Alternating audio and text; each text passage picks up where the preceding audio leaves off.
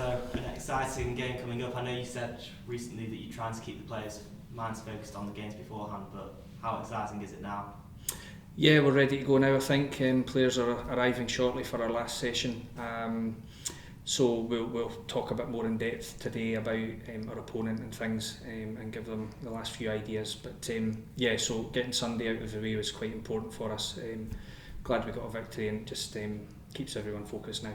Such a prestigious competition as well. How does it feel getting the chance to manage in that, and also how does the team feel playing in that sort of game? Yeah, I mean it's great. Obviously, the personal side of things is I'm really excited about it. But it's all about the players tonight and the club. It's a huge occasion for us. We're under no illusions it'll be a tough match. But regardless, we're relishing the challenge. You're going into that match, I believe, on the back of a 4-0 win, yes? Yes. So that must be giving you a confidence boost as well.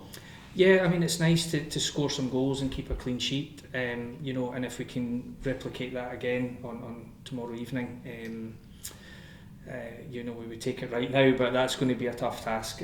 But the players are confident enough. It was a nice result at the weekend for sure. It just keeps us in a good place. And how important is it for you and the club personally to just get past this next stage? Would that not be the furthest that you've got in this competition? Be furthest that we've got as a side, yes. It's a very difficult job that lies ahead. These are a quality opponent, one of the top sides in women's European football. So we have our work cut out, that's for sure. But ultimately the aim is that we take it as competitively as we can right till the end. And if fortune favours us, great, and it'd be an unbelievable achievement really for the players. Have you been doing anything particular in training this week to prepare the teams, both physically and mentally for this? I mean, yes and no. We've had to keep it a bit kind of disguised from the players, because obviously we had a fixture at the weekend, so that has to be your primary focus, and they've done the job there. So as I said earlier, it'll become a bit more detailed now. And we'll have a bit more of a look at our opponent this evening when we go back to the hotel and stuff. So, but in between all of last week's preparation, we threw in a couple of things without naming names that hopefully they'll remember later on today. Are you excited to be playing at the hallowed ground at Hibs? Yes, I mean we had a game there last year which we had a good result in, and we played quite well. So most of the squad have been there before, but regardless, it's always a unique experience to step out on your main stadium pitch. So hopefully that will give us some additional energy and motivation tomorrow. Yourselves and Glasgow City as well have fantastic records in the league and have done for the past few years. How much of a step up in sort of intensity and quality is a game like this? Yeah, it's probably difficult to describe, if I'm honest. The intensity level we get in the league week to week isn't always what it possibly could be or should be, but that's just the state of the game at the minute, and we have to play what's in front of us, and it has its own challenges.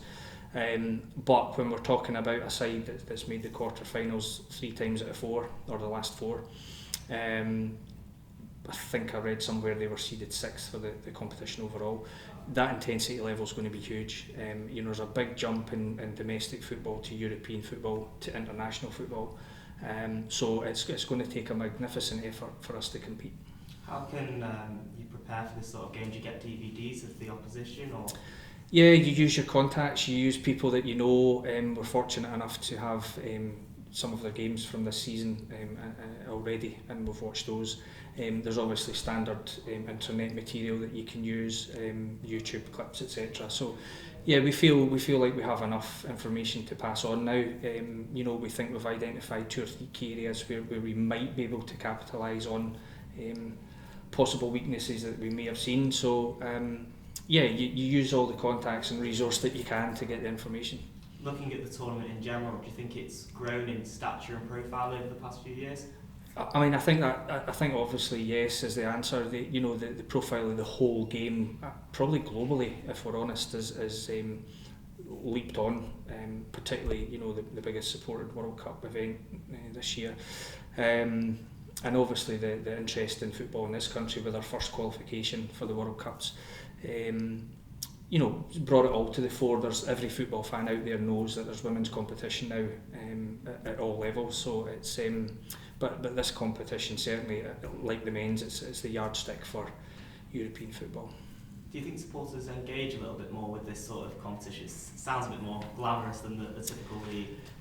Yeah, I guess so. I mean, obviously, in men's football, certainly it's the pinnacle. A lot of you hear a lot of players speaking about their experiences, and those that win and go on to stardom have played at the highest level in this competition. And I don't think the women's game's any different. We have some household names now that are competing at the best clubs all over Europe.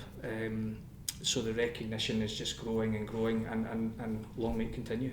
You said it'll take an almighty effort to compete with your opponents. What will be your sort of final message to your players before they go out? Yeah, I think along the lines of making sure that we grasp every opportunity on the pitch. Tomorrow night, I think there will be moments where it will be tough, but what I have is a committed group of players who will give us 100%, and if they can stick together in the difficult moments in the match, I believe we've got enough to take moments of the game to our opponent and put them under pressure. So it'll be a bit of a half and half. You know, we need to be sensible at the end of 90 minutes. We're only halfway through the contest, so we don't need to be charging around, willy-nilly and wastefully using energy. I think we have to make sure we stay in the game, and as I say, when we get opportunities to play, I believe the players can play and they'll get freedom to do that, and I think at that point we have a chance to hurt opponents, whoever they are. So yeah, it'll be positive, but guarded with a little bit of common sense.